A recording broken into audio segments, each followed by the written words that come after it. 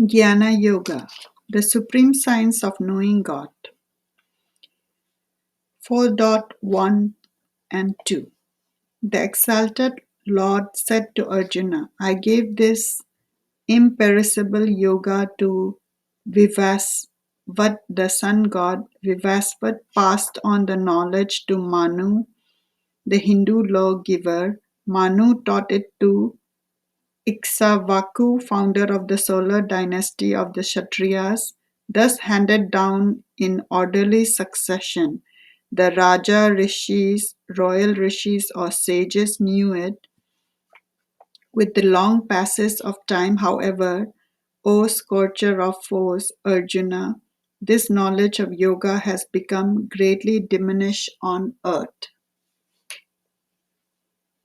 These passages refer to the gradual loss of knowledge during a long cycle of descent in earthly time, when the earth gradually descending from a higher age of relative enlightenment entered in 700 BC, according to Swami Sri Yukteswar's computation, the dark age of Kali Yuga, the majority of mankind lost most of its former power, mental clarity, and understanding.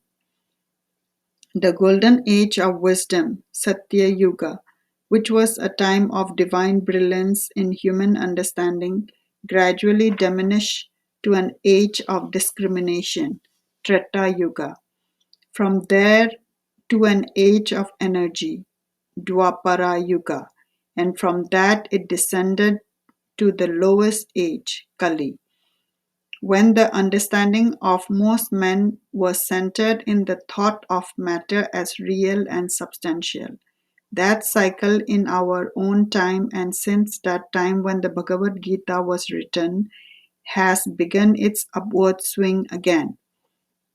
It was in the year 500 AD that the earth entered an ascending Kali Yuga. In 1700 it entered ascending Dwapara Yuga. For the past 300 years, man has been coming increasingly to understand that matter is really a vibration of energy. Electricity was rediscovered in the early 19th century, and now in the 21st century, humanity is becoming dependent once again on the view of reality that sees energy as fundamental to all its functioning. When Dwapara descended to Kali Yuga, the science of yoga, the essence of which is based on an understanding of subtle energies in the body, was lost. General understanding of this science degenerated to a definition of yoga as hatha yoga, mere physical positions and breathing exercises. Hatha Yoga, in fact, developed out of the third limb or stage of Patanjali's exposition on the stages of enlightenment, which people mistakenly call it Astanga Yoga system. It is not a system for which he did, in fact, was systematize the universal stages through which the spiritual seeker, whatever his religion, must pass. Those stages entail a gradual withdrawal of energy and attention from the outer body to the spine, raising the energy in the spine, and the gradual absorption of one's energy and consciousness in the love and bliss of God until the absorption becomes total. The third of the stages is asana, or perfect stillness of body with an erect position and straight spine. Patanjali, to reiterate what we have said, was describing the stages of withdrawal and absorption and not specific yoga practices. The Hatha Yoga system was based on his third stage and was intended to help yoga practitioner to achieve calmness of body and mind, physical and mental relaxation, and centering the energy in the spine.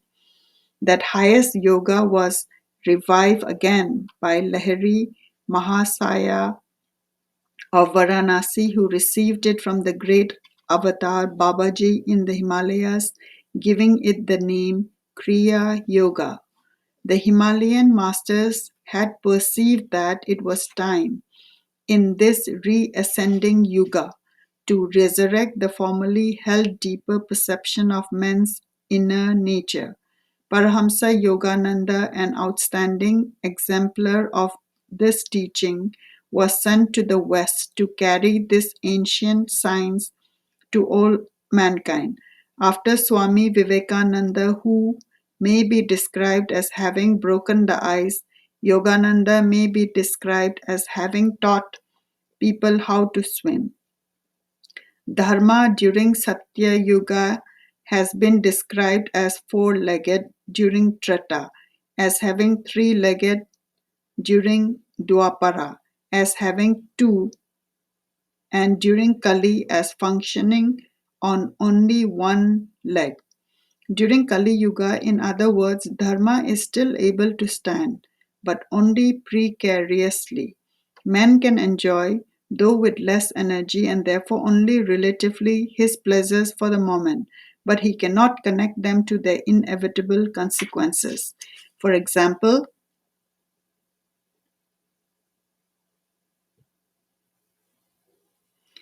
a depletion of energy and premature old age from sexual overindulgence, a serious permanent loss of mental clarity from overindulgence in alcoholic drink, a steady increase of selfish and self-indulgence, those being simply diseases of the ego, and an excessive attachment to wealth.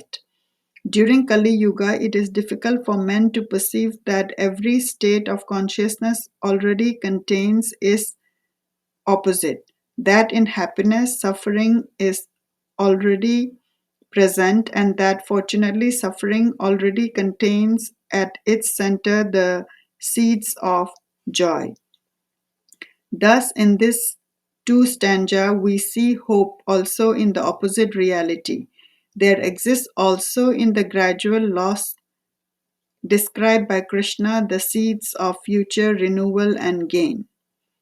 Today I have taught you, 4.3. Today I have taught you, my devotee and friend, that ancient science of yoga, the secret to the highest blessing for mankind.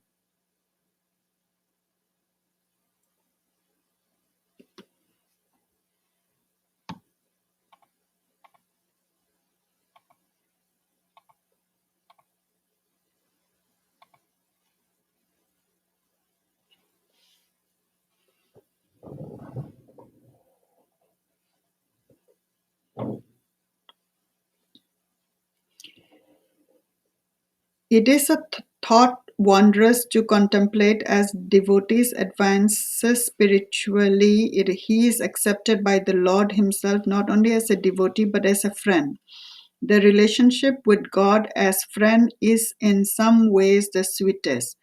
For even the thought of God as mother, which may consider the sweetest of all relationships, carry a hint of human presumptions that God must take care of us, pardon all our sins. As Yogananda taught people to pray, Mother, naughty or good, I am thy child, thou must release me. When one is advanced enough, however, to think of God as friend, there steals into the heart the sweet confidence by which one feels. But of course, you love me. I am yours. You are mine. How could either of us ever turn away from the other? We are one. The very science of yoga should be taught and practiced with love and not as an invitation to ego boosting power. Love and devotion help the seeker to grasp the true essence of yoga, which unlocks the inner door to the highest blessings that can be known. 4.4 Arjuna said, Vivasvat lived in far off antiquity. You, however, were born recently. How am I to take this statement that it was you who first taught this sacred yoga to mankind? Arjuna invited Krishna for the sake of all devotees to announce his former incarnation on earth many times for human salvation. Did Krishna really teach the yoga science from earth's earliest beginning?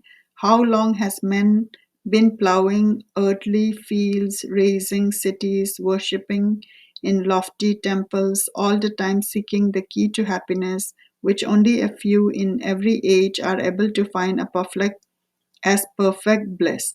Maha Mahavatar Babaji announced to his disciple Lahiri Mahasaya that he himself was Krishna in a former earth incarnation. My guru told that Lahiri Mahasaya was Raja Janaka of Ramayana fame. Parahamsa Yogananda said that he himself was Arjuna, to whom Krishna in that life delivered this most famous of all discourse, the Bhagavad Gita. I myself have come to feel in years of editing Yogananda's writing that our entire line of gurus, Babaji, Lahiri Mahasaya, Swami Sri Yukteswar, and Parahamsa Yogananda, have come back again and again for countless eons, and perhaps even from the beginning of human history as saviors of mankind. No doubt there are other lines of great masters also whom, in their compassion for humanity in its suffering and confusion, have returned again and again to this planet. I once asked my Guru, "Have I been your disciple for thousands of years?" He replied, "It has been a long time, that's all I'll say." "Does it always take such a long time?" I asked. I wanted to be reassured that I wasn't the only laggard. "Yes," was his reply. "Desires for name, fame, and so on takes them away again and again. How long has mankind inhabited this planet? Not the few thousand years claimed by modern tradition. My guru once stated that the time span of human history covers over 50 million years.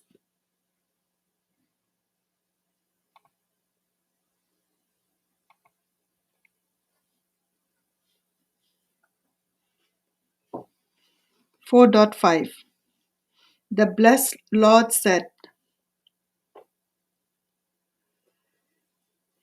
"Many have been my births and many also yours. I remember all of mine, though you remember yours not."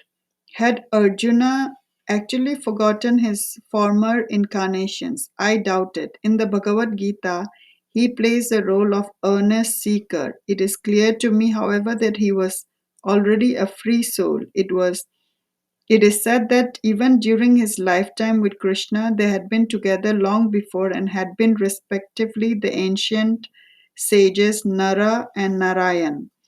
A story was told about Nara. One day Maya, Satan, tried to tempt him by materializing a supernaturally beautiful woman. As he stood alluringly before him, he gazed calmly at her, then materialized another 100 women, each one as beautiful as the first. What could Satan do? He had to give up. 4.6 Though I, a fully liberated soul, am the Lord of all creation and am in my true self and abiding ever in my cosmic nature, forever unborn, yet I, by my yoga maya, assume from time to time an outward form. 4.7 and 4.8 O Bharata, Arjuna, whenever virtue dharma declines and vice adharma is in the ascendant, I incarnate myself on earth as an avatar, appearing from age to age in visible form. I come to destroy evil and to re-establish virtue. There is a belief in India that the word avatar applies only to certain souls. Rama and Krishna are believed to have are believed to have been avatars of Vishnu. According to legend, Kalki avatar is supposed to be Vishnu's next in- incarnation. I explained earlier that avatar really has a much broader meaning. It might help here to revive this teaching of Sanatan Dharma, the eternal religion. Vishnu, to begin with, is not literally a person, but is that aspect of Om that acts as preserver. No master can be an avatar of Vishnu except in so far as he manifests God in the aspect of the preserver of Dharma. My guru once replied to me in response to a doubt I had voiced. When you are one with God, he said, you are God. There is no higher state than oneness with God.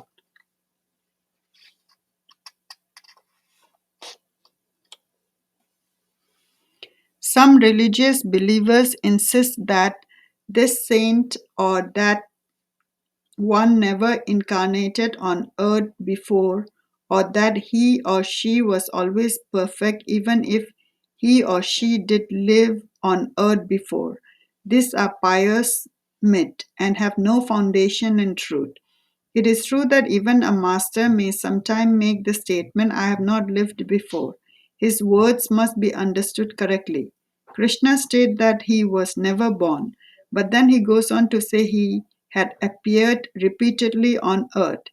It is similarly legitimate for anyone who had transcended ego consciousness to claim he had never been born before, for he sees clearly it was only God always who appeared through him.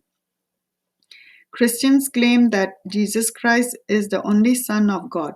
Yogananda said Jesus could legitimately say that because he had attained oneness with the Christ consciousness, which is the only reflection of the Spirit beyond creation and is therefore omnipresent in creation, any soul that realizes its oneness with that Christ consciousness, the Kutastha Chaitanya, may rightfully be considered in the same way one with the only Son of God. He cannot, however, be less the Son of God than Jesus Christ was. Hindus similarly think of Krishna as a special manifestation of God. Yogananda explained that it is simply not the divine way to create one special manifestation of himself and label it as unique, whether as God himself or as the Son of God. Think of the vastness of the universe, 100 billion galaxies, each with an equivalent number of stars, and many of the stars at least supporting populated planets. Hindu traditions states and Yogananda fully endorse that the universe is filled with living, conscious being. So-called UFOs, he told us, are simply matters of fact. Then think of this little mud ball, our Earth. It is not 4,000 years old as Christian church tradition once averred, but very, very old. Think of the human race also as very old, possibly millions of years old. And think of God then as having one special Son or as becoming one special manifestation of Himself and even as becoming a limited succession of manifestations. God is infinite consciousness. Only Kali Yuga consciousness could have visualized him as uniquely possessing a human form, as people believe the earth was the center of everything and still believe as late as the end of the 19th century that our sun was the center. Once every soul encased in an ego realized itself as infinite self and not that little sliver of glass which seems so individual in its reflection of the infinite light. It becomes the infinite indeed, one with God Himself. There is no difference in essence between Krishna, Jesus Christ, Buddha, or any other great master. There is no difference again, in essence, between them and every man. Once every man realizes himself as the one God who, for a time, thought himself encased in a human ego, all is God. In God, all comparisons and relativity cease. The soul of every man was never born, nor did it ever die. In Vedantic truth, there was always only one reality, one spirit, the Supreme Lord. Thus, any soul that has achieved complete liberation, not only from present ego, but also from memory of all past egoic involvement, becomes the Supreme Spirit. Most souls, after many incarnations of struggling to reach that state, are satisfied to remain in blissful oneness with God for eternity. A few only, out of compassion for mankind, preserves that single little desireless desire which brings them back to earth as avatars for the salvation of many. No avatar, however, in ultimate reality can be greater than any other. What would be the sense in God's creating a perfect being as an example to ordinary human beings who are struggling to attain perfection? It would be like saying you yourself, poor fools, can never be perfect, but do try anyway. No avatars was ever created perfect. All of them were once like us imperfect human beings who were finally washed clean in the realization of their own divinity. Orthodox religionists call this concept impious, but no master ever came to earth to show how great he was. All of them came to show us our own divine potential. Jesus Christ is quoted in the book of Revelation as saying, "Him that overcometh will I make a pillar in the temple of my God, and he shall go no more out. To him that overcometh will I grant to sit with me in my throne, even as I also overcame and am set down with my Father in his throne." In this world of relativities, however, greatness is gauged in other ways. Thus, it is humanly acceptable to consider one master greater than another or than many other, not by the standard of his inner greatness, his oneness with infinite, which is the same for all, but for the outer standard of the good he has done in the world. My own Guru has a worldwide mission. In worldly term, he was a very great master. I met another master, however, who, as my Guru himself told me, had achieved full liberation. The master had very few disciples and was virtually unknown in the world. I asked this master why he didn't do more for mankind. He replied with beautiful simplicity, "I have done what God wanted done through this body." From a world renowned master to one who was known by very few, the world would say the one was a world wonder and the other a non entity.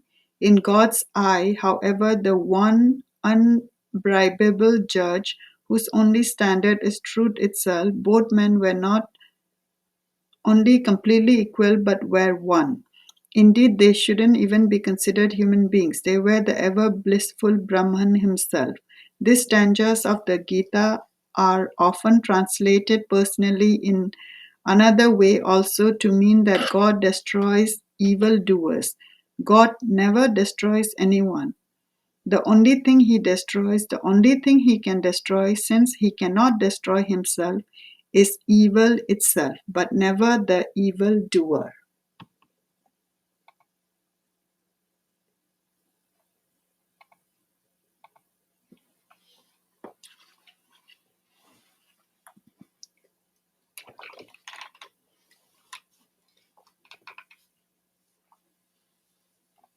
Four point nine. Hey, O Arjuna, who by intuition comprehends the truth of my divine manifestations and selfless deeds in this vibratory universe, will never again, after he leaves his body at death, need to incarnate in outward egoic form. Soaring in freedom, he will attain me. The term ego and freedom stand in mutual contradistinction to one another. Ego is endlessly constricting to the soul. For it insists on identifying itself merely with petty expressions of its infinite potential.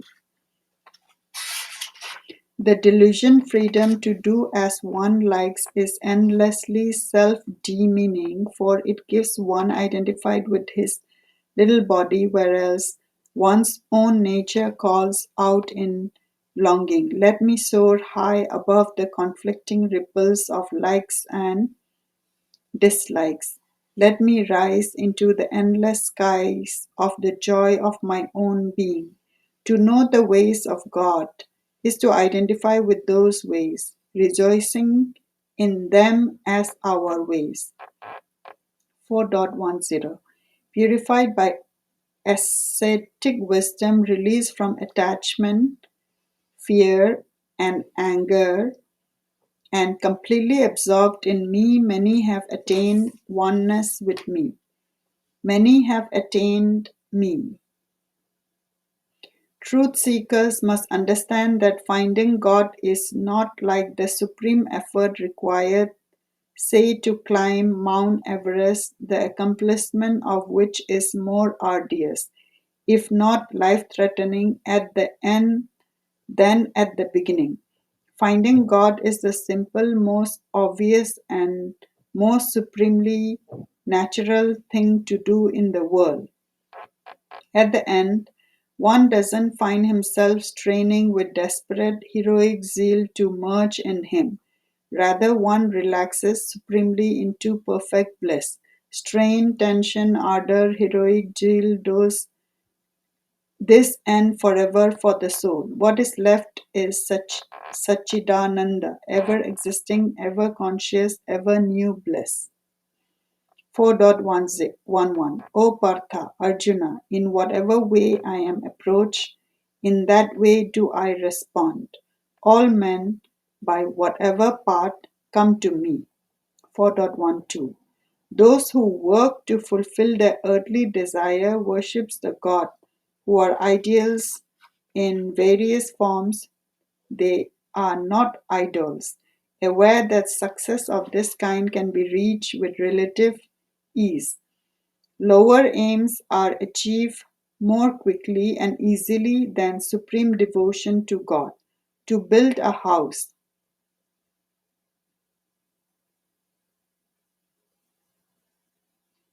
one consults an architect and a builder, lower gods, in a sense. One doesn't confine himself to his meditation room and offer up prayers to God for a house. If one thinks to achieve perfect happiness is an ideal home, however, he will eventually be disillusioned. Boredom will set in, termites will invade and destroy the building, or else neighbors would alienate out of envy.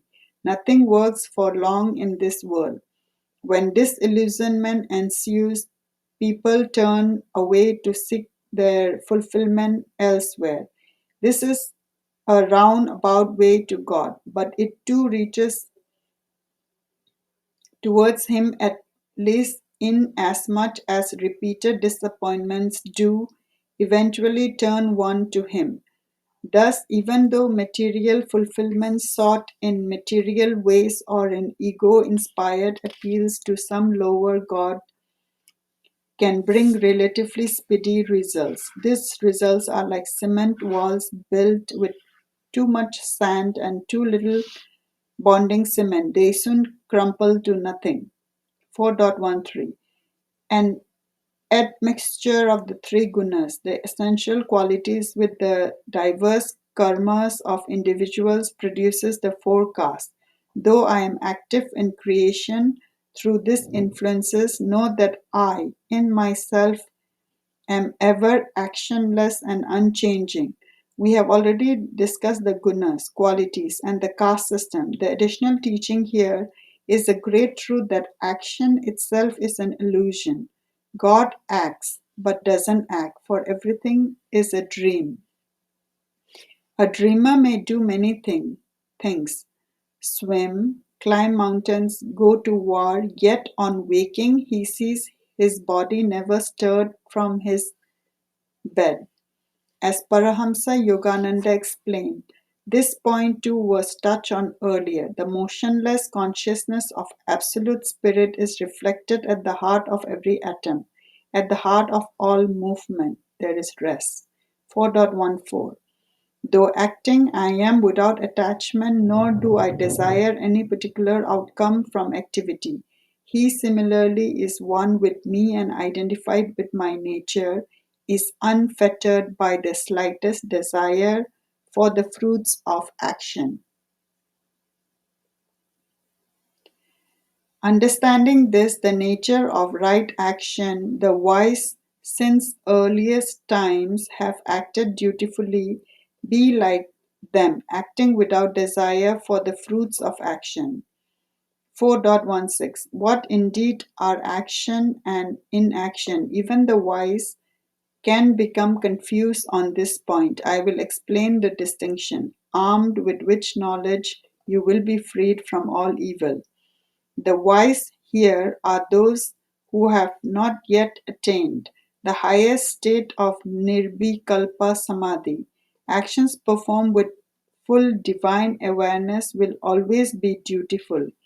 With the wisdom achieved even in Sabhikalpa Samadhi, however, from which one is still obliged to return to outward awareness, the ego can still hold the thought, I am the doer. In this simple thought lie the seeds of all evil, dormant but waiting.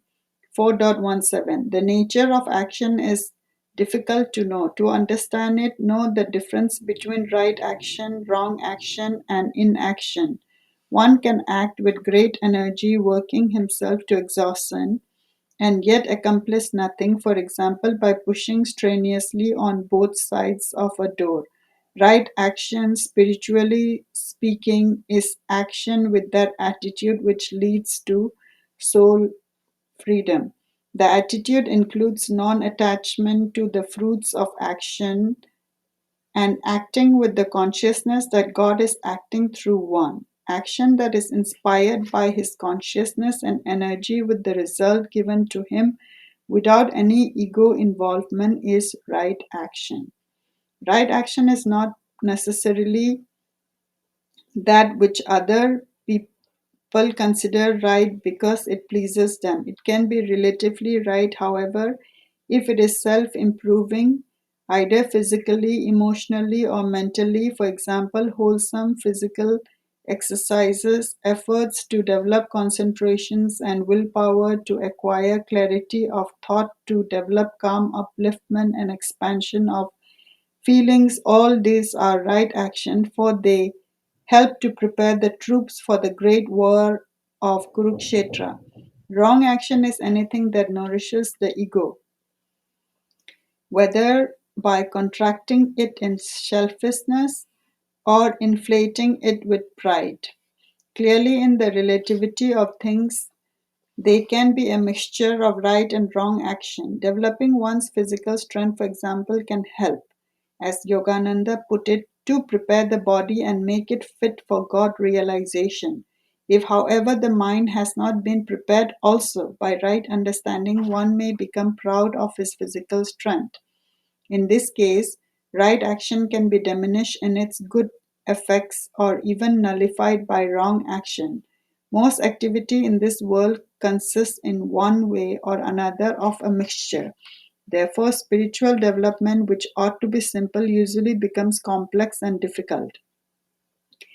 An invading army may make great inroads into enemy territory on one or more fronts, but may find itself beaten back on other fronts. Getting all of one's forces aligned in the war against evil requires consummate generalship. Inaction, as we have seen already, is impossible. It can seem inactive. However, like that example of two equal forces pushing on both sides of a door without ever moving it, thus one may exercise physically and strengthen the muscle but eat wrongly and thus in other ways weaken his body.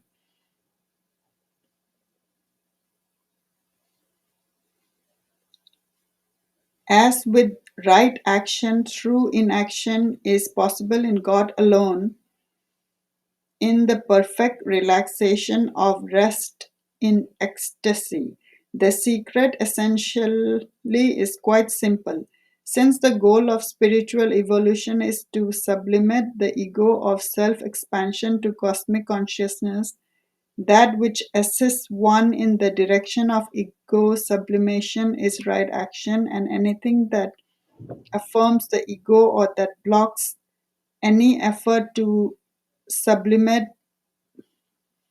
it is wrong action, and that which saps or which otherwise dulls any effort at ego sublimation is inaction. 4.18 He is a yogi of true discernment who sees inaction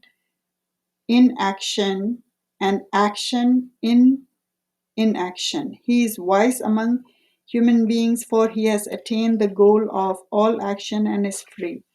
4.19 He who never acts with the motivation of personal desire, whose ego binding karma has been burned up in the fire of wisdom, such as one alone may be considered wise.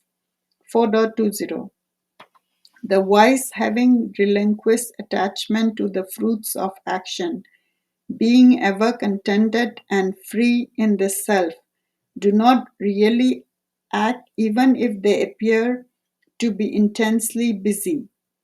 4.21 Even in doing physical labor as opposed to meditative work, one incur no karmic limitation who has renounced all sense of possession, who is without personal desires, and whose feelings, chitta, are under control of the inner self, performing good actions. Performing good actions even with a wrong motive, my guru used to say, is better than performing no action at all. Performing good action even with a wrong motive, my guru used to say, is better than performing no action at all. Everything in this world being relative, all action must be adjusted, good or even evil, according to the direction it takes one. What is good for one person might be bad for another. Were a Mahatma Gandhi or a Jesus Christ to awaken one morning with the resolution, I'm tired of serving humanity, from now on I want to work hard and become a millionaire, wouldn't everyone, including the grossest materialists, exclaim that has fallen?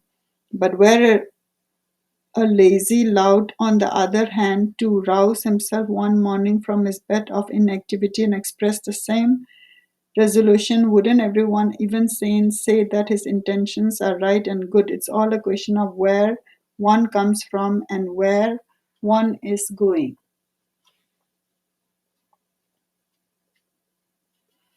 Digging a ditch, merely physical labor, in other words, can be either good, bad, or self stultifying depending on one's attitude while he works.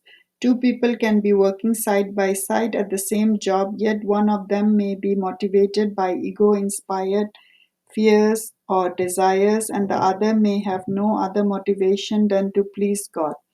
The one acts in ego bondage, the other in spiritual freedom. 4.22 He is free from karmic involvement who is centered with whatever comes to him uninvited. He is free from karmic involvement who is contented with whatever comes to him uninvited, who is even minded and untouched by duality, who is without envy, jealousy, animosity, and who finally views success and failure with equanimity. Though we have dealt with this subject before, it might be well to consider once again briefly its opposite case. One who allows himself to be upset by the unexpected, who is always jumping with joy, or bowed down with disappointment, who is full of envy, jealousy, and hatred, and one finally who rejoices gleefully in success and is emotionally devastated by failure. Are such people ever blessed with peace of mind? For one who has no inner peace, as Krishna stated earlier, how is happiness possible?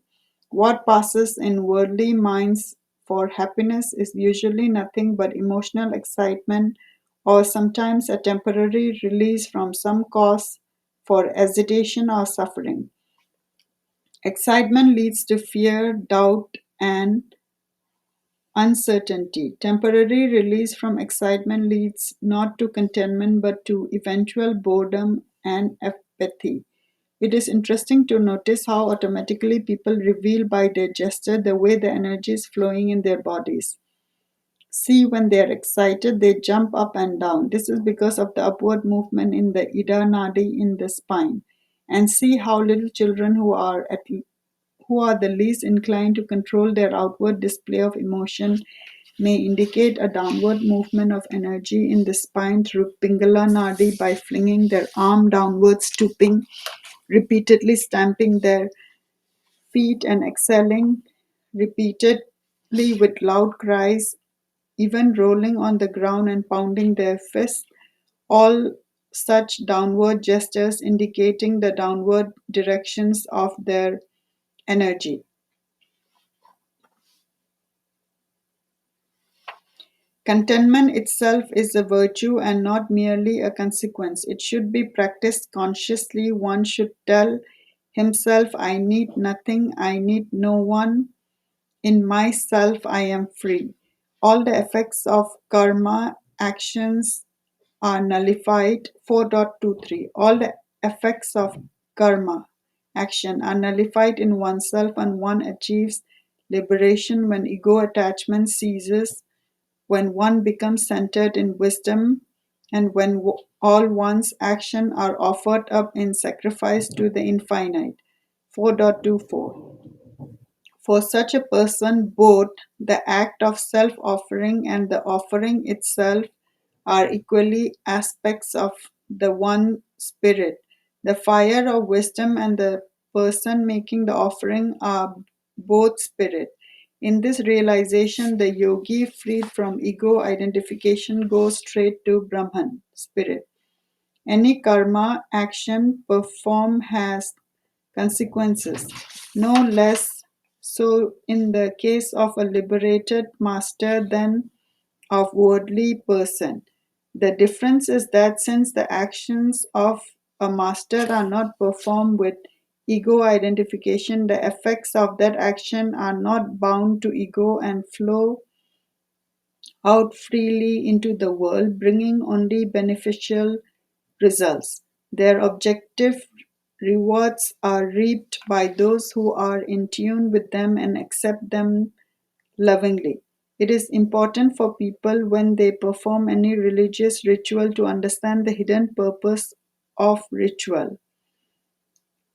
If it is truly religious in nature, it serves the symbolic purpose of offering the ego up into a higher reality. Even a simple bow, even a simple bow is a gesture of self offering.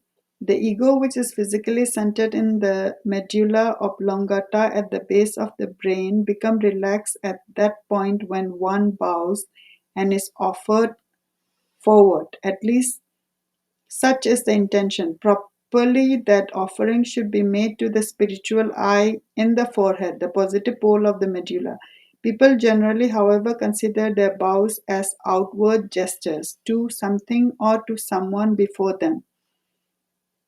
Arati, a ceremony of waving light before an altar, is a symbolic offering of one's own light and energy up to God. Puja is performed by offering all the five senses, signifying ego consciousness, up to God's representation on the altar. Yajna offers ghee, purified butter, and rice in the sacrificial fire, again to symbolize various aspects of self offering. The Christian Eucharist too represents a commemoration of the Last Supper, that the worshipper's gratitude for what Jesus Christ brought to mankind. This ceremony is traditionally followed by receiving bread and wine, symbolic of blessings brought to mankind by Jesus. Hindu ritual is followed by the offering of prasad to indicate again symbolically the receiving of God's grace. Aarti too is ended by the light being taken around to everyone, that all may receive God's light symbolically into themselves. The entire spiritual part consists of offering up the ego to God for purification and of receiving His grace, kripa, in return. Only thus can one eventually attain oneness with Him. Religious rituals should be performed with both interiorized consciousness and devotion, not absent minded with mumbled words and vague gestures. The more wholeheartedly one can immerse himself in the feeling as well as the meaning of the ritual he performs, the more he will absorb divine inspiration into himself until his very life become a ritual of self-offering or yajna to God. The subsequent stanza of the Bhagavad Gita all concerns themselves with various type of ritual that are performed by different spiritual aspirants. 4.25 Some yogis there are who make sacrifices to the devas, deities. Others see sacrifice yajna as an offering of the self into the cosmic fire of spirit. Most people find it difficult to love God as an abstraction. He is pure consciousness, but they find it easier to endow him with a form that represents whatever divine aspect or quality most attracts them. God is beyond all forms and is supremely impersonal. At the same time, God has also taken on every form in the universe. He is impersonal in that he wants nothing for himself, but in each of us he has become personal by encasing his consciousness in our forms. He loves us individually on our own level of understanding. Thus he suffers in and for those who suffer, yet in himself he is ever in bliss. He rejoices in our earthly joys, yet in himself is not identified with them. The case is similar to a mother and her children. When they weep, she feels their pain. At the same time, however, she feels no pain in her own self. Many people imagine that true sympathy for others means to suffer with them. True sympathy should, however, be useful. If someone were drowning, would it help him to jump into the water and drown with him? Obviously not. One can be of far more use to him by standing on dry land and throwing him a rope. Alternatively, if one wants to help him more closely, he would better be sure of being a strong enough swimmer himself. Truly, to help someone who is suffering means to give him the kind of comfort he can accept, joy above all, and kindness, calm, understanding from a higher point of wisdom than his own confusion and pain. But again, to express these feelings outwardly only if the sufferer is ready to receive them. God is impersonal. With mankind, however, he is also very personal, closer to us than our very thoughts. The reason he doesn't respond every time we call him, as my guru puts it, he knows most people only want to argue with him.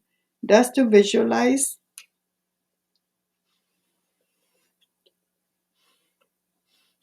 perfect love, for example, in a form which the human mind can comprehend may mean to worship him as the divine mother or as one's ideal beloved or as one's perfect friend. Whatever quality most attracts the heart's devotion can be mentally clothed in a form that for the individual worshipper epitomizes or expresses that quality.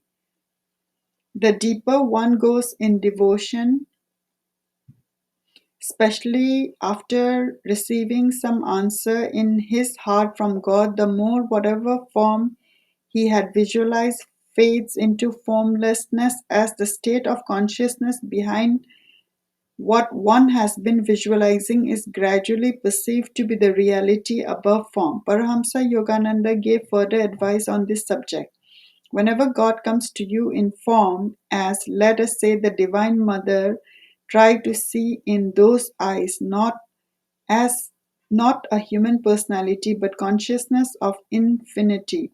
The fact that Krishna in this stanza refers to yogis and not to ordinary devotees suggests that he is speaking of the various forms in which sincere seekers worship the Supreme Lord. He would not describe yogis whose goal is union with God as worshipping astral gods to whom ordinary people appeal primarily for ego gratifying boons. There is also a deeper meaning into this passage. In yoga practice, the meditator offers his kundalini up to devas or powers residing in the chakras that all his energy may flow up the spine towards unity with God in the Sahasrara, thousand-rayed lotus at the top of the head.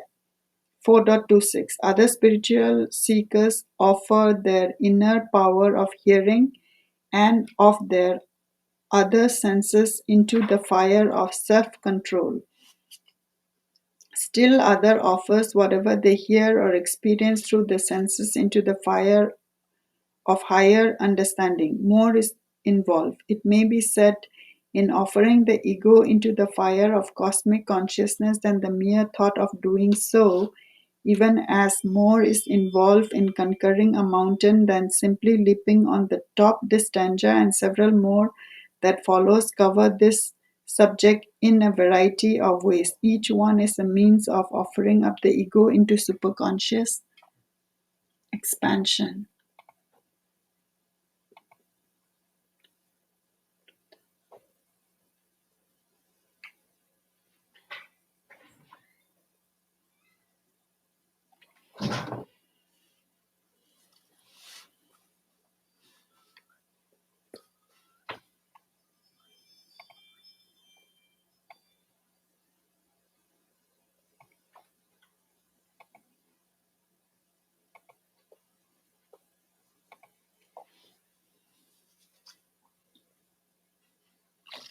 4.27 Others by discrimination offer up their sense activities and the energy within those activities in the fire of self-control. They ask themselves, who is seeing, who is hearing, whose energy is activating me to experience this sensation. This method of offering ego consciousness up to cosmic expansion comes down to the question finally, who am I? First one asks, who is this that is eating, who walks, when my body works, who really is breathing, who thinks, who is reacting with positive or negative feelings, who is asking this question, and finally, who am I? This is approach of Gyana Yoga, the part of discrimination, but it is one that everyone should include in his sadhana, spiritual practice. Watch yourself eating, walking, breathing, conversing, thinking. Stand mentally aside from your own body and mind. Become the silent observer of your own self. Gradually, you will feel inwardly detached and will accept that you are another reality entirely. The divine soul merely dreaming everything that happens outside of it. 4.28 Some offer up their possession as oblations, some their actions, others concentrate on withdrawing their energy by yoga meditation, offering it up as an oblation, and still other holding strictly to a vow of self-restraint offer up all their thoughts to God, practice introspection, and seek wisdom through the study of the scripture.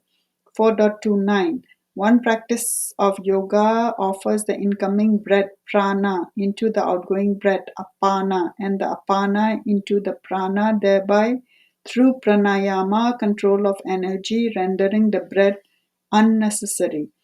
The physical breath, as we saw earlier, accompanies the upward and downward flow of energy through the Ida and Pingala nadis in the spine. Indeed, it is this spinal flow of energies known as prana and apana, which prompts the lungs to inhale and exhale. Actually, prana, also more broadly speaking, means energy itself. Prana is para prakriti as opposed to apara prakriti, nature.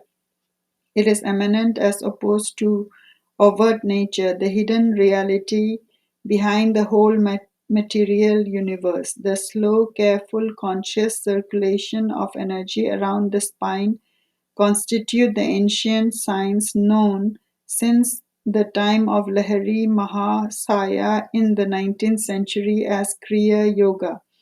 The circulation magnetizes the spine and redirects the mental tendencies called samskaras towards the brain in a way interestingly reminiscent of realigning of molecules in a north-south direction in a bar of steel. Similar to the bar magnet, the spine becomes magnetized in the sense that the energy flowing ever more unidirectionally towards the brain is drawn into the deep spine, the susumna, where with the awakening of the kundalini it rises through the chakras, lifting all one's energy and consciousness upward towards God. Thus the energy is brought to the spiritual eye finally to become united with Sahasrara, the thousand petal lotus at the top of the head. That this yoga was taught not only in recent time in the late 1800 but anciently is evidenced by this stanza but also by a later one in chapter 5 of the Gita, where Krishna described the need of neutralizing the currents of prana and apana. Since aspirants often wonder if Kriya Yoga is such an exalted science, why has it not been published in book form so that all might learn it? A reasonable question. Certainly, the masters themselves, however, have said it should not be published precisely because it is a teaching that transcends reason itself. Right understanding of it depending on the unfolding intuition. Kriya Yoga, in order to be wholly effective, must be received not only intellectually in written or spoken form but vibrationally in the form of initiation. A magnet is created either by electrical realignment of molecules or by close proximity to another magnet. Attunement with God-awakened Guru influences the samskaras comparable to the material molecules to flow upward to the brain. We are dealing here with a reality subtler and much more difficult to master than mere metallic molecules.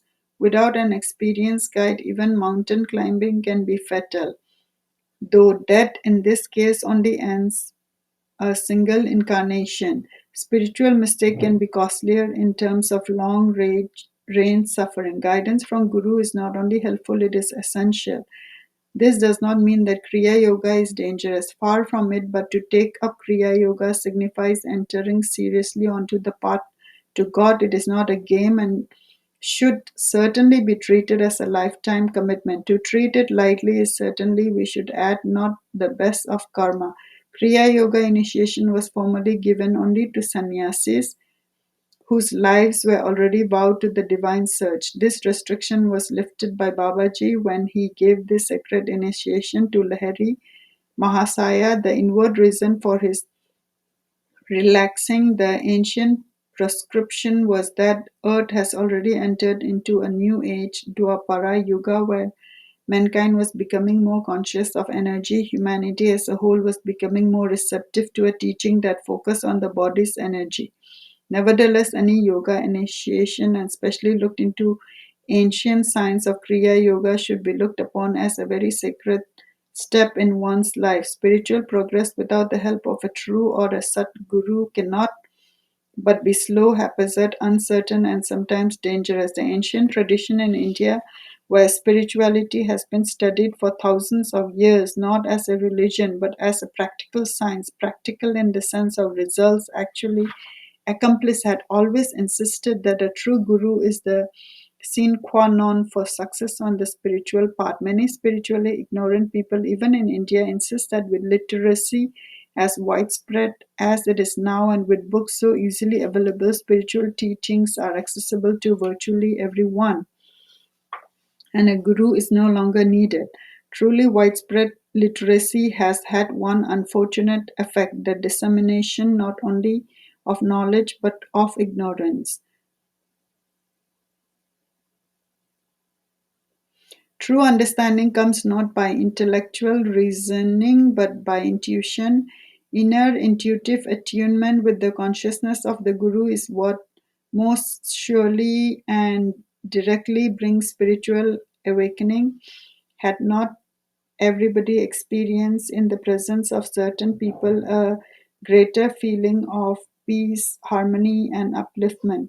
If relatively ordinary people can affect one in this way, how much greater must be the effect of one who is himself spiritually enlightened. In the Christian New Testament, it is written of Jesus Christ, as many as received him, to them gave he power to become the sons of God. That is exactly what everyone needs: a power to rise.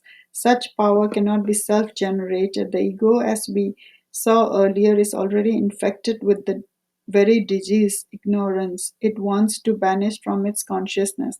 Only one who has himself escaped the clutches of ego consciousness can, with his expanded consciousness, infuse into the disciples awareness, new insight, new understanding, and new power to rise spiritually. Were such a secret science as Kriya Yoga to be shouted from the housetops as Ramanuja shouted the sacred mantra Om Namo Narayana from the roof of a temple, it would lack an essential ingredient of success. In all Indian tradition, initiation into the spiritual mysteries by a true guru is considered more important than teachings themselves. Ramanuja's love and compassion for mankind, notwithstanding his guru, has been right when he enjoins secrecy on him. Perhaps Ramanuja had the spiritual power thus to initiate so many as Sri Chaitanya centuries later inspired thousands with Mahamantra Hare Krishna, Krishna Krishna, Hare Hare, Hare Rama, Rama Rama, Hare Hare. In Chaitanya's presence, indeed, thousands were inspired, as by no means all are who chant that mantra in the street exuberantly in modern times. The tradition is that mantra diksha or initiation into a mantra should be spoken into the right ear and conveyed, not only uttered, with spiritual power.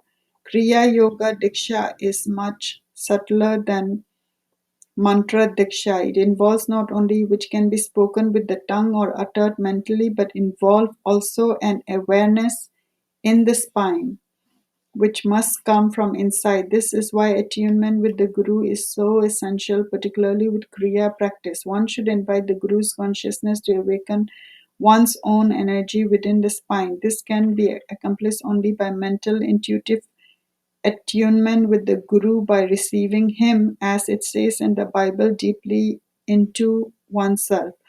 How can one attune himself with the Guru? One method is to gaze deeply into his eyes. A mere photograph will do, and visualizing him at the point between the eyebrow to call to him deeply, introduce me to God. Then listen or feel in the heart. The heart is the radio station in the body where the divine presence is received and where the Guru's blessing and power are intuitively perceived.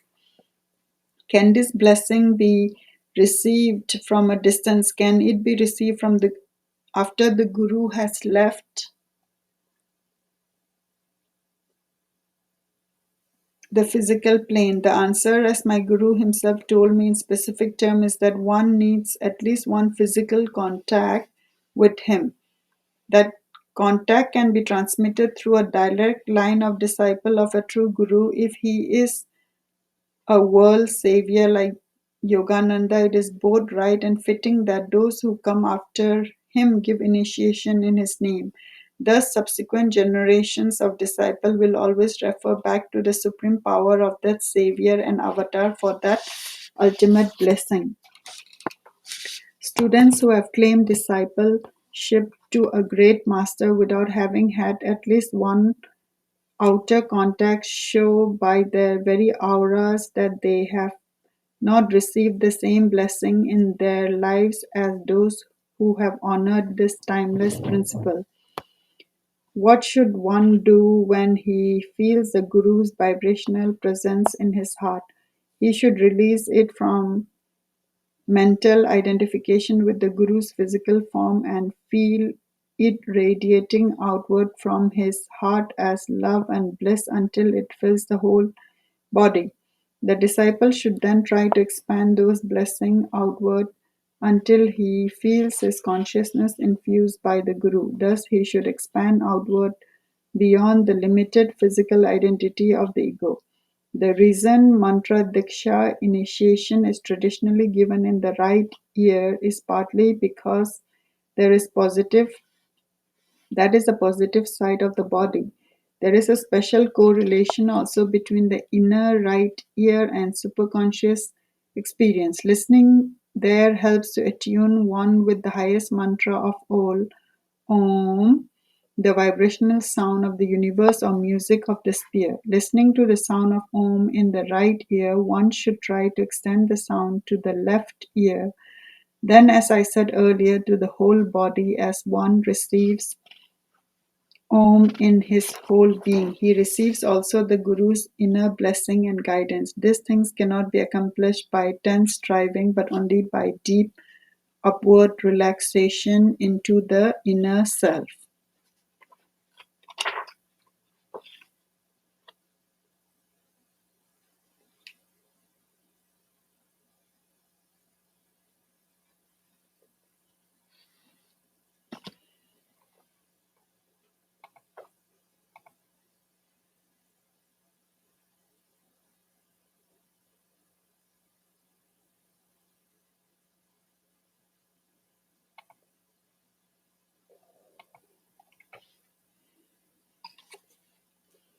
Four point 4.30 Some regulating the flow of energy in the body by correct diet offer all the energy into the fire of that upward flow. All the above seeker understand the meaning of self-offering, yagya or sacrifice, the inner fire which consumes all the seeds of karma. The first part of the sloka is sometimes coupled with stanza 29.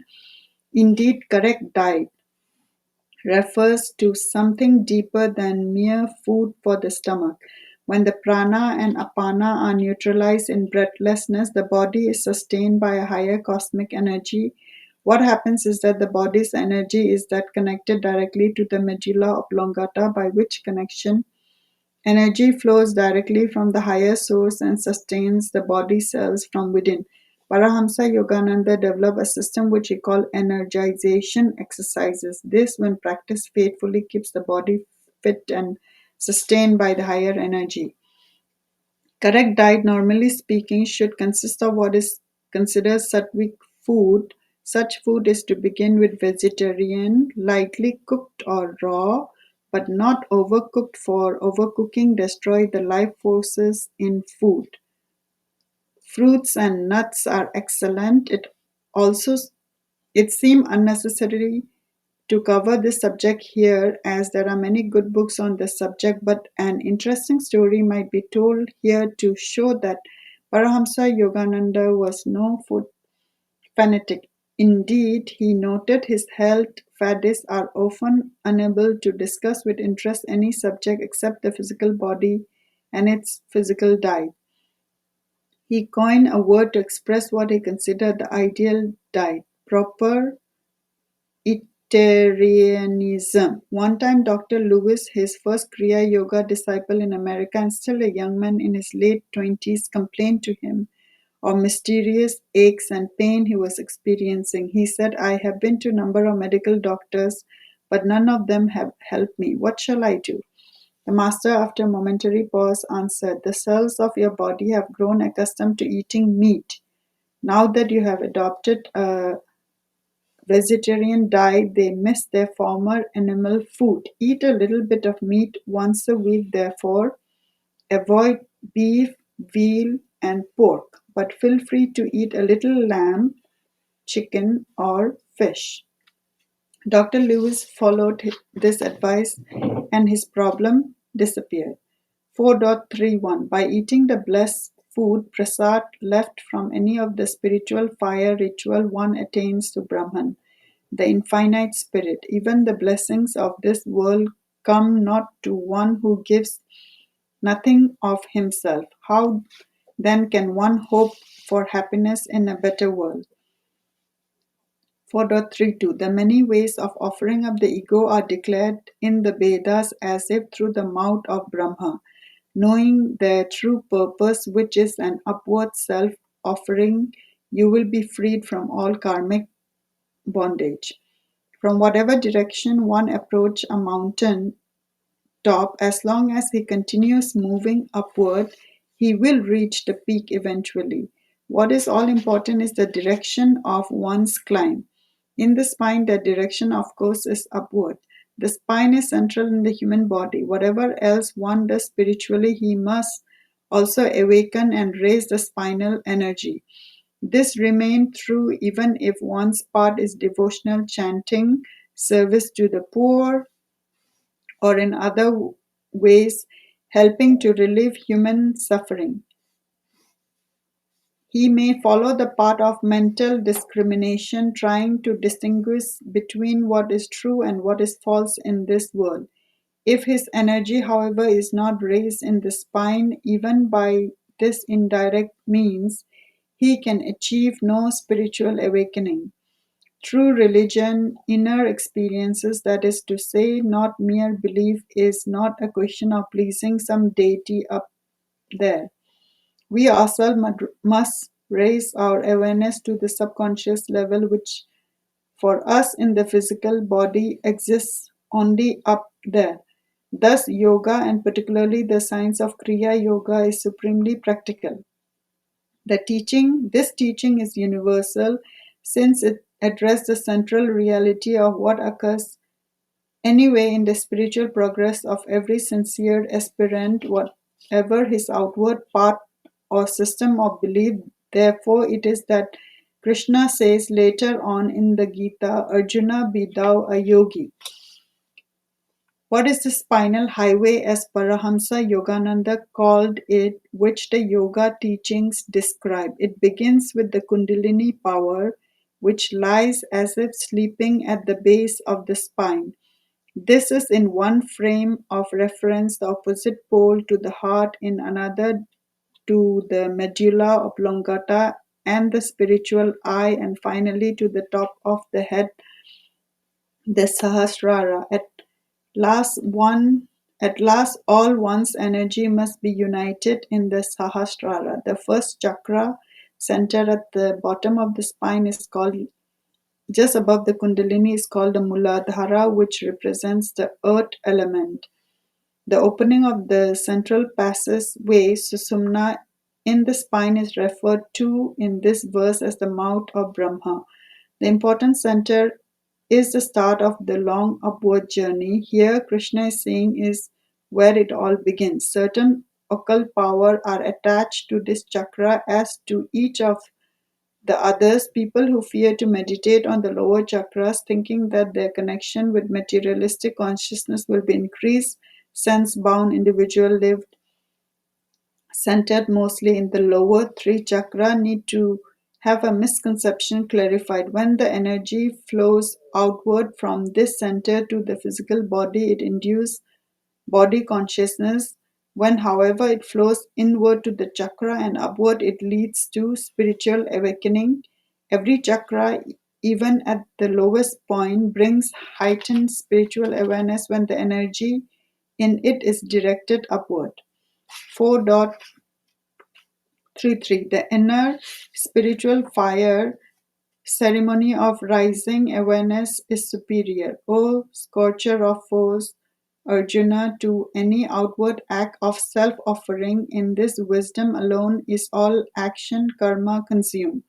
Outward spiritual act meant as self-offering have two major disadvantages. First, they act only indirectly on the energy in the spine and are therefore less effective in the only spiritual work that really counts. Self-transformation, which also result in the highest good for other people. Secondly, they involve the mind outwardly, keep it restless, and cause one to easily forget such essential on the spiritual part as devotion. 4.34 Understand this above all.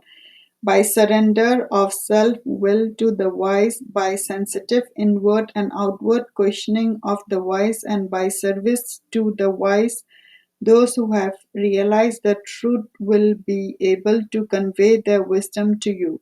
This stanza is meant specially to be applied to one's own self realized guru.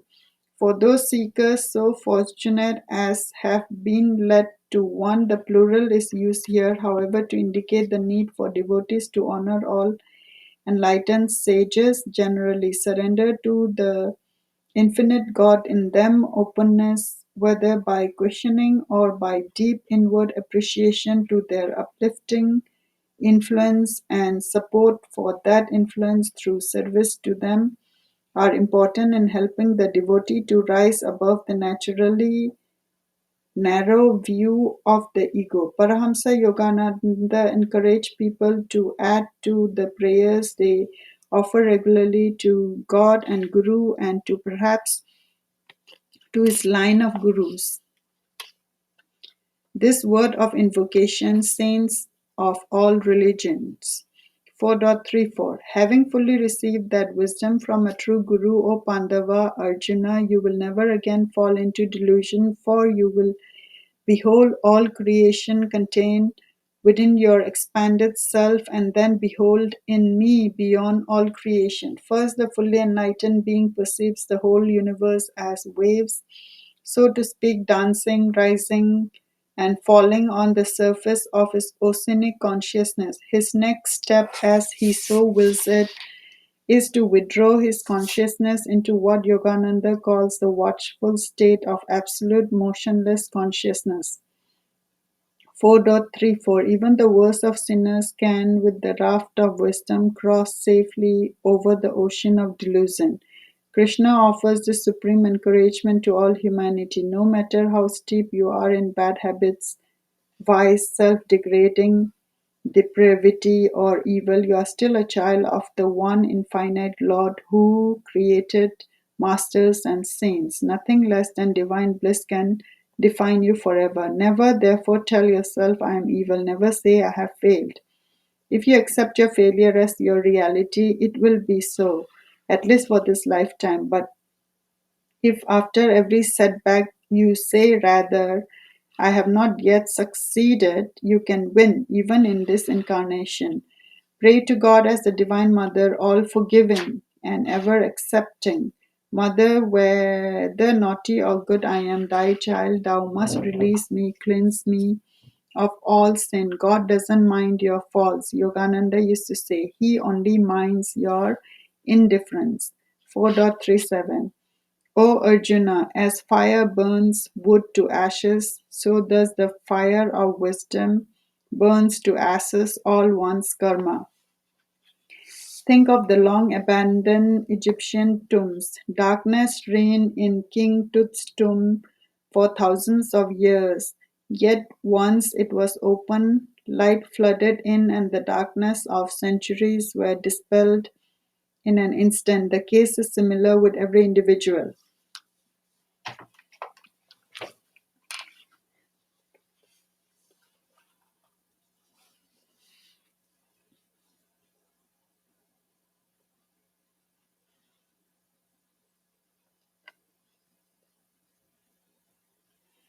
4.37 O Arjuna, as fire burns wood to ashes, so does the fire of wisdom burns to ashes all one's karma.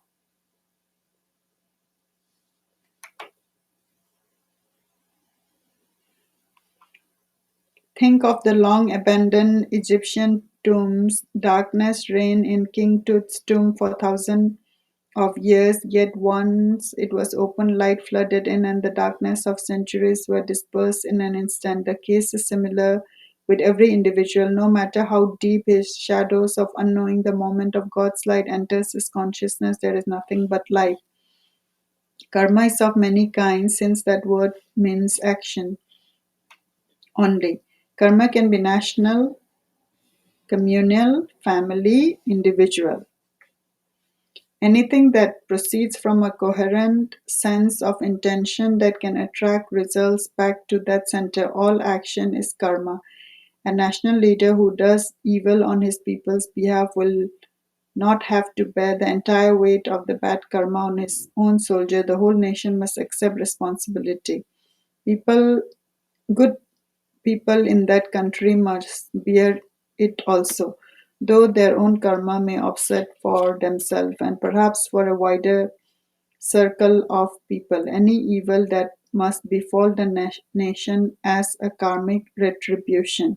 When an airplane crash, not everyone who dies in that event does so necessarily because it was his own karma to die. The group karma of the majority of passenger may outweigh an individual's neutral karma if, for example, his karma to live was not strong enough. It does often happen, on the other hand, that some great disaster strikes certain persons unaccountably at that time are called away or otherwise prevented from being on the scene. Group karma is highly complex. Everyone's first duty is to himself to improve his own karma. Indeed, the more good one does by contributing towards a general upliftment of consciousness, the more greatly will the general karma be helped. One must begin, however, by uplifting his own consciousness from the individual. Two kinds of karma need to be considered: purushakara and prarabdha. Purushakara karma is action generated in this life under the influence not of habit or desire but of soul guidance. Prarabdha karma, on the other hand, consists of the present tendencies and the result of the past action brought over from former lives. Prarabdha karma are also two kinds. Those actions owing to present circumstance are likely to bear fruit in this life, and those known as pararabdha karma which are being held in abeyance until more favorable circumstances bring them to fruition. A man may have the karma, for example, to be drowned at sea, or for that matter, to be saved from drowning at sea. If he never goes if he never ever goes near a lake, however, and therefore is never in a position that makes drowning possible, that particular karma will have to await in another life to be worked on. Sometimes an unfortunate karma can be deferred and even offset by an opposite karma. An unavoidable temptation, for example, may be met by newly acquired inner strength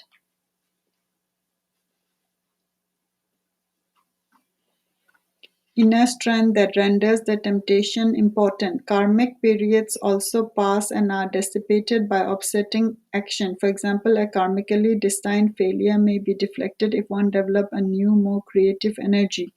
And for that matter, if one develops the wisdom to redefine the blow as a new opportunity and not really failure at all.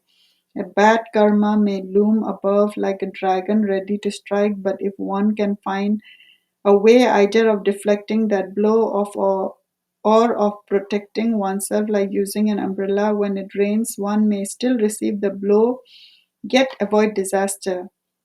One may also, of course, do as Saint George of English legend that slay the dragon. Certain it is that no threat of misfortune need ever be accepted with supine resignation. A powerful will can overcome and can at least mitigate virtually any misfortune that awaits one. Bad karma can, for example, penetrate a weak aura, but it cannot penetrate a strong one, and the damage it inflicts will be minimized. If you have the karma to lose a leg and your will is strong and you have deep devotion, you may receive only a scratch.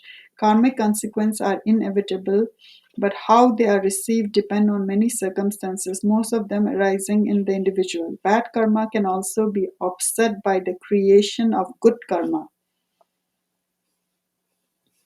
Good karma can be augmented by more good karma directed towards the same end.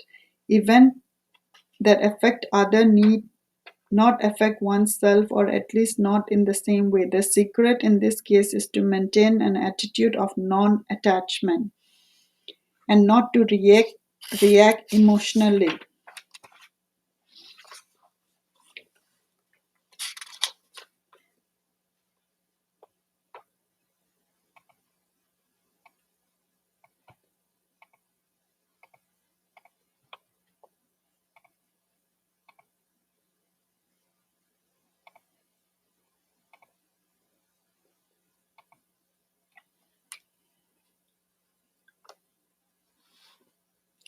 Indeed, emotional reaction can greatly augment any karmic effect. My guru told a probably mythical story about a village in India in which three people died unaccountably of some disease.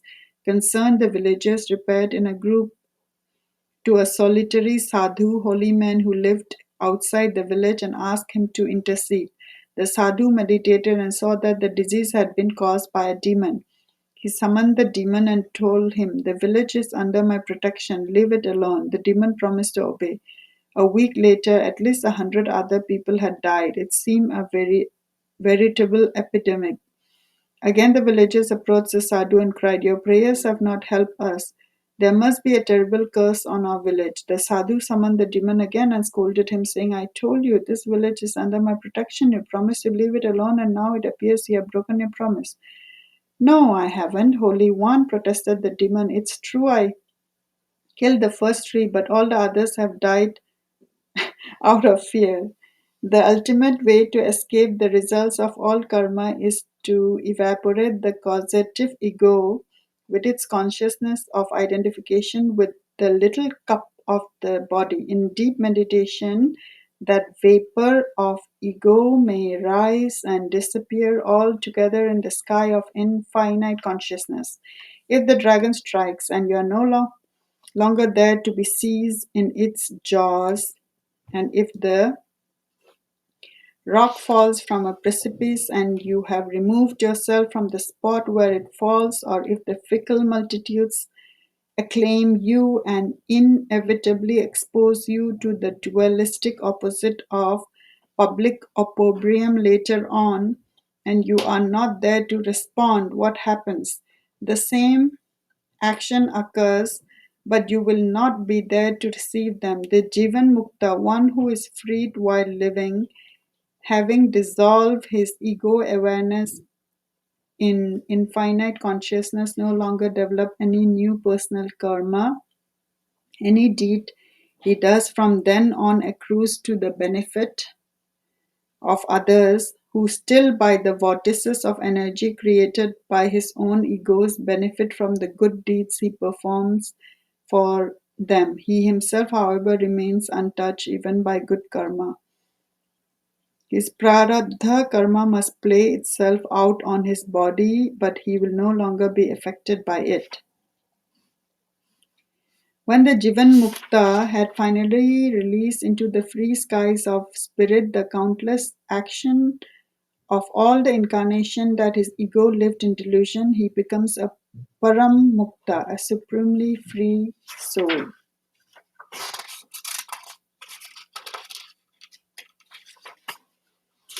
4.38 Verily, there is nothing in this world so sanctifying as wisdom. In due course of time, every devotee who is successful in his practice will realize in his own self the truth of this statement.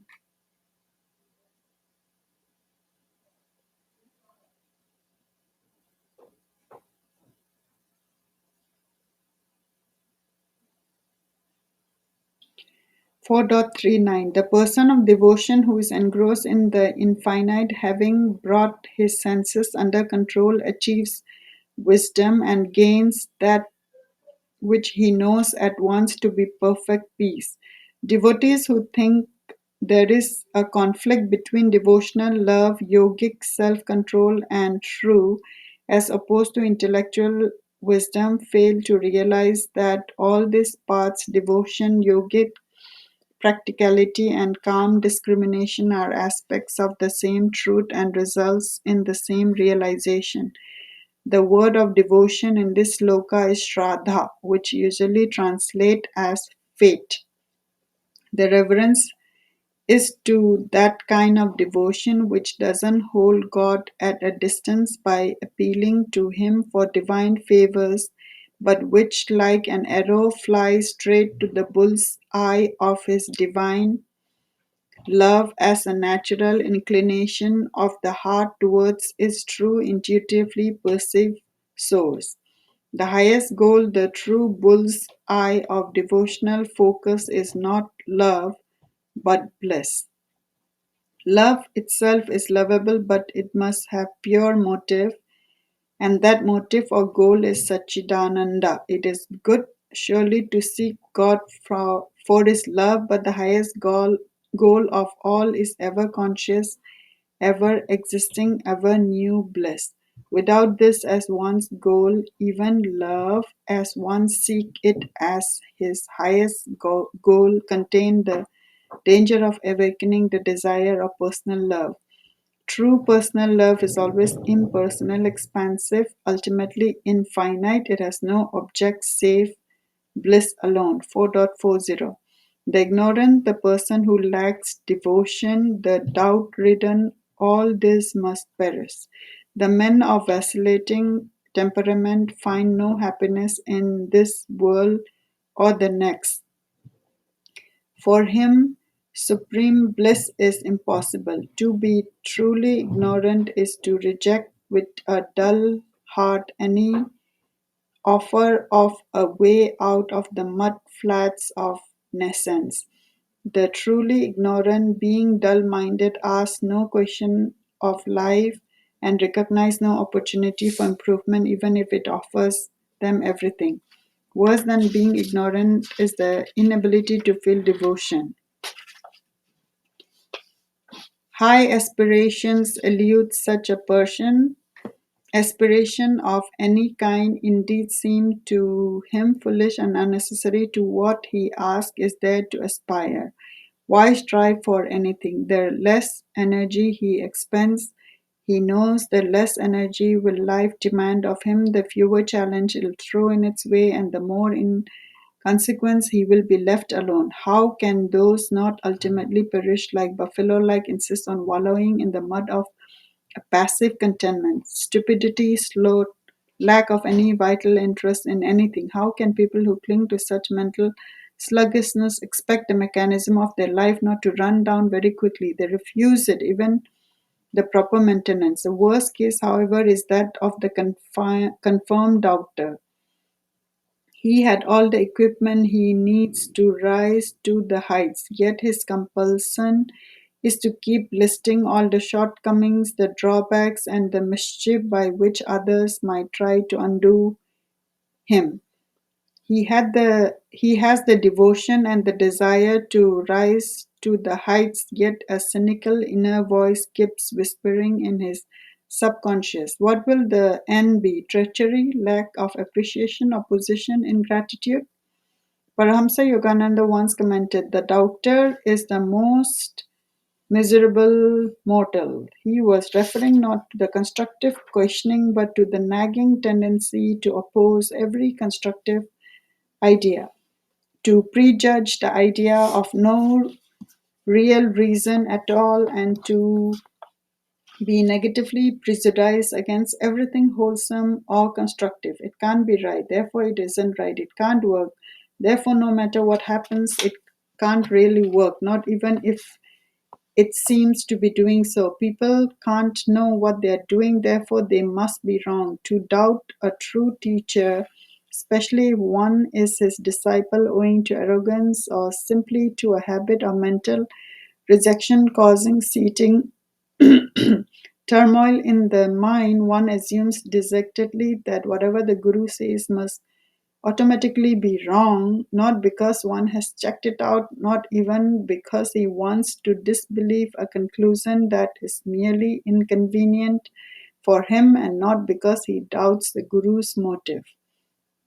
The doubter deeply desires something true in life and cannot accept what he finds A strange twist of mind rejects not out of disinterest but rather out of intense interest. His doubt is born of almost a fear of finding himself deluded in the end when he wanted so much to be sure.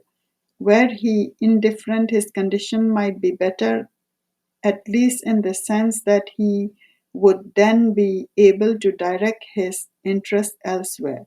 The tragedy for him is that he desires his own whole being yearns for the very truth which subconscious habits impels him to reject. The habit proposes no acceptable alternative. It simply shakes its head and says no. The truth he wants, so that the habit tells him cannot possibly exist. The habit gives no reason. Darkly, instead, it poses the dire warning: what if? What if all this should prove in the end to be chicanery? What if my guru's motive be not so generous as they seem, and all he really wants is somehow to squeeze others for his own benefit? Such doubts quickly develop a life of their own and create for themselves an alternative universe. What if everything? Once willpower become paralyzed, hope withers away to become in time a dry twig. The sweetness of friendship is soured by suspicion.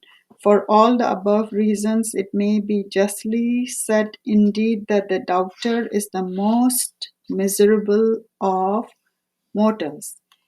Finally, the man of vacillating temperament can never accomplish anything worthwhile. He will never commit himself to anything. He has no loyalties. He drifts through life as whims waft him, settling on no truth and forever uncertain of anything. The determinedly ignorant person can only be left alone to his own rhythm, especially eventually he will come out of his self-woven cocoon when he has suffered enough, and when through suffering he begins to care, and in the caring to make the fast faltering attempt to develop his own latent abilities, then he will emerge from that cocoon. The apathetic are at least aware that there are clouds of unknowing to be blown away. They imagine that life has nothing more to offer them. When their dreams of passive contentment or resignation fades, they begin to look around anxiously for viable answers. It is the doubter, alas, through who suffers the most. He thinks he thinking processes, despite his longing to be good and to do right, become paralyzed. He yearns to find something on which he can fix as his ideal, but then tells himself that one reason or another that ideal cannot exist.